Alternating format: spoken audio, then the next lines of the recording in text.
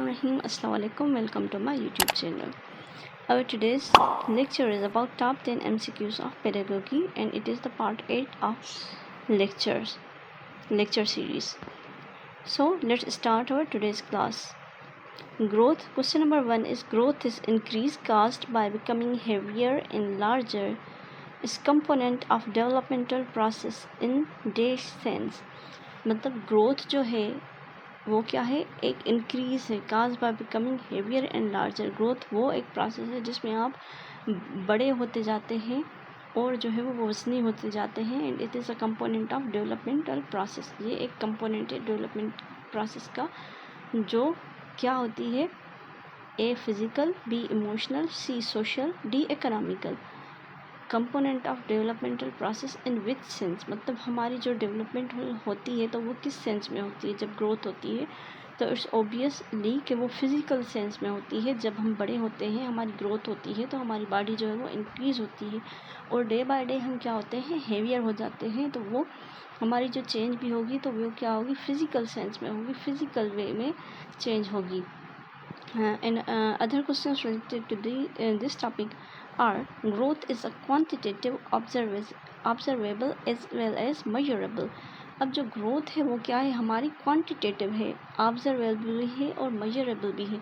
मतलब ग्रोथ वो चीज़ है जो क्वांटिटी में होती है. मतलब क्वांटिटी के मतलब ये है कि मतलब जैसे इंसान है वो क्या है, वो बढ़ता है, उसकी क्वांटिटी जैसे किस चीज़ की बढ़ती है तो इंसान का भी जो है वो वेट बढ़ता है. और वो हम क्या कर सकते हैं, वो हम ऑब्ज़र्व भी कर सकते हैं. और वो वेट जो है वो हम क्या कर सकते हैं, क्वांटिटी वाइज मतलब मेजर भी कर सकते हैं. और जो दूसरा है वो growth stops when maturity is achieved. और एक हमारी जो है वो कंटिन्यूस ग्रोथ होती है. जैसे आप इन स्टेजेस में देख सकते हैं कि एक बच्चा पैदा होता है, फिर वो डिफरेंट स्टेजेस से वो जो है वो क्या है, पहुंचता है. लेकिन एक स्टेज ये होती है जब वो मेच्योरिटी अचीव करता है, जब वो बड़ा हो जाता है, मेच्योर हो जाता है, तो वो क्या होती है, ग्रोथ जो है वो स्टॉप हो जाती है. ऐसे नहीं कि हम फिर भी बढ़ते जाएंगे. Question number 2 is rate of growth is A uniform, B not uniform, C continuous. So the rate of growth जो है वो obviously not uniform, वो यूनिफॉर्म नहीं होती है, वो हम बढ़ते रहते हैं. जैसे ये पौधे को दिखाया गया है या जैसे कोई इंसान है, लास्ट पिक्चर में आपने डिफरेंट स्टेजेस देखी, तो वो क्या है, यूनिफॉर्म नहीं है, वो जो है वो नॉट यूनिफॉर्म है. मतलब वो चेंज होता रहता है इंसान, लेकिन एक जो है वो स्टेज पे वो कहीं रुक जाता है. विद डिफरेंट स्टेजेस ये जो है हमारी ग्रोथ जो है वो फ्लक्चुएट होती है. क्वेश्चन नंबर 3 जो है, eight which stage growth rises rapidly. अब क्वेश्चनर जो है वो आपसे ये भी, एग्जामिनर जो है वो ये भी पूछ सकता है कि वो कौन सी स्टेज है जहाँ पर जो है वो जिस्म की ग्रोथ जो है वो रैपिडली होती है. A early stage in puberty, B early stage in infancy, C all of them. So the correct answer is early stage in puberty. जो है वो हमारी जो है वो ग्रोथ कब होती है, एक तो अर्ली एज पे जो है वो बच्चा जल्दी ग्रोथ करता है, और जब वो प्यूबर्टी में पहुंचता है, मतलब वो जवान होता है, तो उसमें डिफरेंट जो है वो चेंजेस आती हैं, फिज़िकल चेंजेस, हार्मोनल चेंजेस, और उसके लिहाज से वो एकदम से जो है वो बड़ा हो जाता है और उसमें बहुत सी चेंजेस आती हैं. जैसे जो है वो उसकी आवाज़ जो है वो चेंज हो जाती है और उसकी फ़िज़िकल अपीयरेंस फीमेल और मेल में जो है वो डिफरेंट अपीयरेंस और ग्रोथ जो है वो हो जाती है. और जो है ग्रोथ जो है, अगर ये भी आपसे अगर कुछ एग्जामिनर पूछे कि वो कौन सी स्टेज है जिसमें जो है वो ग्रोथ जो है वो स्लो होती है, growth slows down in infancy, तो ग्रोथ जो है वो इन्फेंसी जो होती है उसमें जो है वो थोड़ी स्लो डाउन हो जाती है. Rate of growth of different body parts is different. और जो है वो रेट ऑफ जो है ग्रोथ होता है वो डिफरेंट बॉडी पार्ट्स का डिफरेंट होता है. ऐसे नहीं कि जो है वो जो जल्दी में है जो है वो एकदम जो है वो बड़े हो जाएं या छोटे हो जाएं. डिफरेंट बॉडी पार्ट्स की जो है वो ग्रोथ जो है वो डिफरेंटली होती है.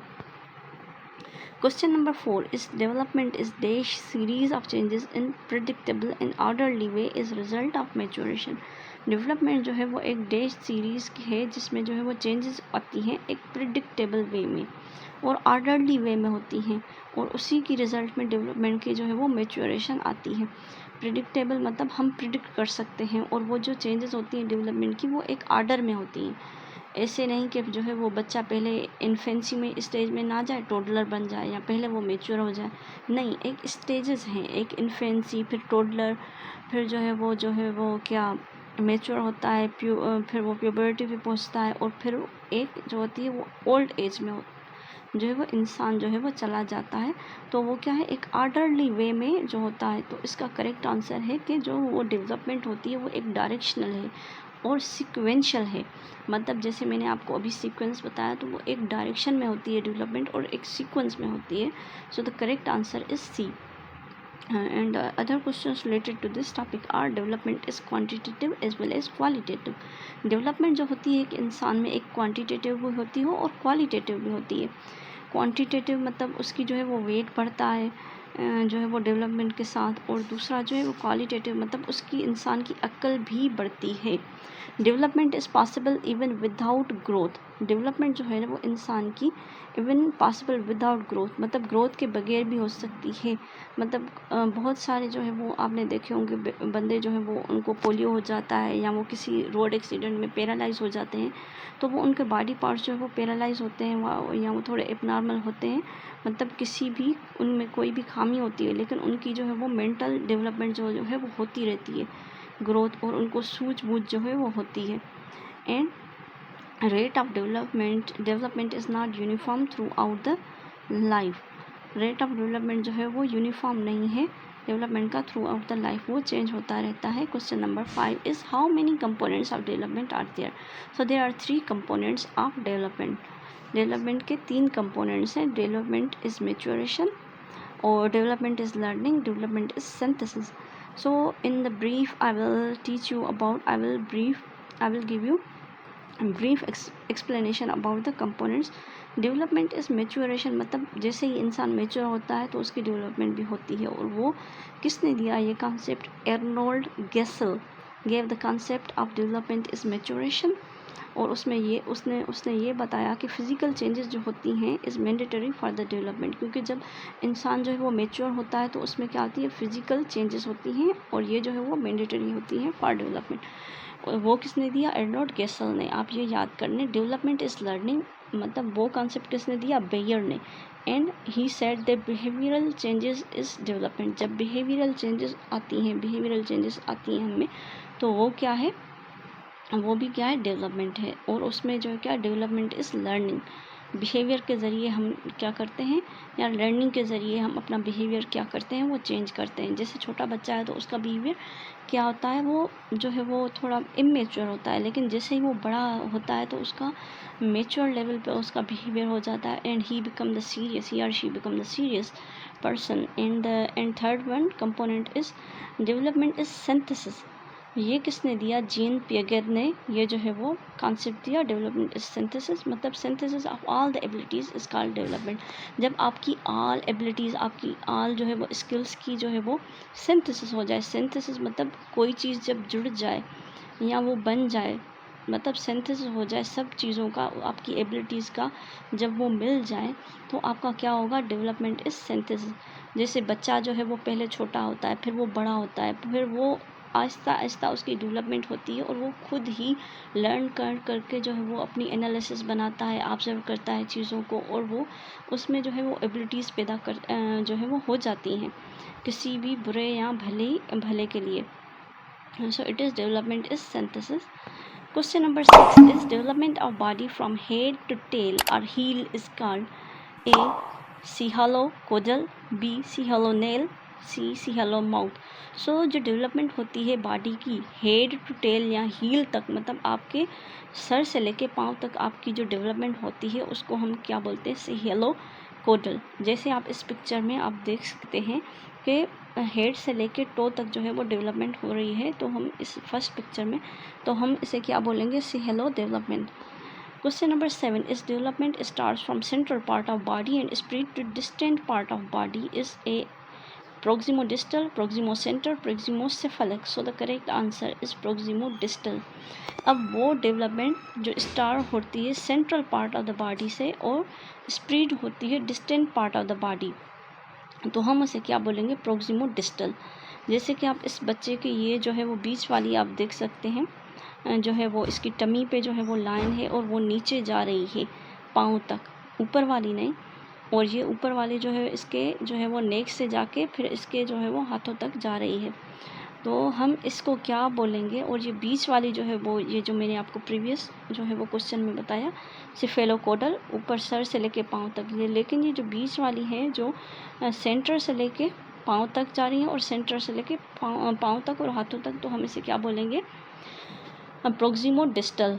मतलब प्रोक्सिमो मतलब सेंटर से लेके और डिस्टल मतलब दूर दूर जा रही है, मतलब नीचे तक आपको डिस्टेंस तक वो डेवलपमेंट जा रही है, तो we called this development as proximo distal. Question number 8 is development is a continuous process which goes from a unilateral to bilateral, B bilateral to unilateral, C both of them. So development एक ऐसा continuous process है जो चलता है कहाँ से, unilateral से bilateral जाता है या बायलेटरल से यूनिलेटरल जाता है। मतलब हम जो है वो यूनी जो है वो मतलब 1 और बाय जो है वो 2। तो डेवलपमेंट एक कंटिन्यूस प्रोसेस है जो हम क्या करते हैं, बायलेटरल से स्टार्ट करते हैं और यूनिलेटरल पे ख़त्म होता है। It mean correct answer is B. मतलब हम कोई भी चीज़ या काम करते हैं तो वो हम स्टार्ट करते हैं दोनों हाथ से। जैसे कि आप ये देख सकते हैं कि ये जो है वो लड़का जो है वो दोनों हाथ से क्या कर रहा है, साइकिल चला रहा है। या हम जो है वो रोटी बनाते हैं, फिर वो भी हम दोनों हाथों से बनाते हैं और लास्ट में हम उसे जो है वो एक हाथ से चिमटे से जो है वो चेंज करते रहते हैं। या you can take the example of driving, you can take example any example. जैसे कि ये लड़की जो है वो खेल रही है, तो हम कोई भी स्टार्ट करते हैं, whatever we do, whatever work we start with the both hands and it ends with the one hand. We can because जब हमारी कमांड हो जाती है किसी भी चीज़ पे, हमारी ग्रिप जो है वो क्या होती है, मजबूत हो जाती है, तो we can trust our self and we can use one hand. जैसे कि ये बच्चा जो है वो ड्राइविंग कर रहा है, क्या साइकिल चला रहा है, लेकिन जब उसकी कमांड जो है वो पक्की हो जाती है तो वो एक हाथ पे भी वो हैंडल छोड़ देता है और एक हाथ से भी चला सकता है। और you can leave both your hands and you can use the pedal, जो है वो आप जो है वो पाँव से भी चला सकते हैं। इससे ही जो है वो पाँव की भी एग्जांपल है। So every work we start from bilateral and we end it at the unilateral. Question number 9 is which philosopher gave the idea that education should be based on human development? So वो कौन सा philosopher है जिसने जो है वो idea दिया कि एजुकेशन जो है वो ह्यूमन डेवलपमेंट पे होनी चाहिए? तो वो है जॉन जैकस रोसो। ये रोसो जो है वो एक फेमस पॉलिटिकल फिलासफर है जिसने ये कॉन्सेप्ट दिया था कि human development that education should be based on human development. मतलब एजुकेशन जो है वो ह्यूमन उस बेसिस पे होने चाहिए कि उस पे जो है वो ह्यूमन की डेवलपमेंट होनी चाहिए। And question number 10, last question on question number 10 is used of technology to enhance learning is called IT, B ICT, C both of them और D नन ऑफ देम।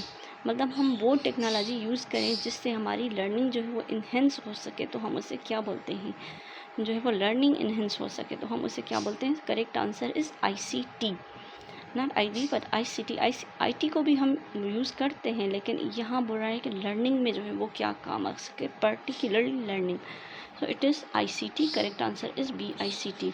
सो इसी से ही जो है वो निकल के मैं आपको बताती चलूँ कि एब्रीवेशन क्या है, what is the abbreviation of ICT। So ICT stands for the information communication technology and IT, you know that information technology, and IQ is intelligence quotient, and SOP in education stands for summary of performance। तो आप ये जो है वो abbreviations भी याद कर लें, क्योंकि most of the time examiner can give anything and he can ask anything to you. So students, it is the end of our lecture. If you like our lecture, please do subscribe, like and comment because it keeps us motivating. Till the next lecture, Allah Hafiz. Thank you.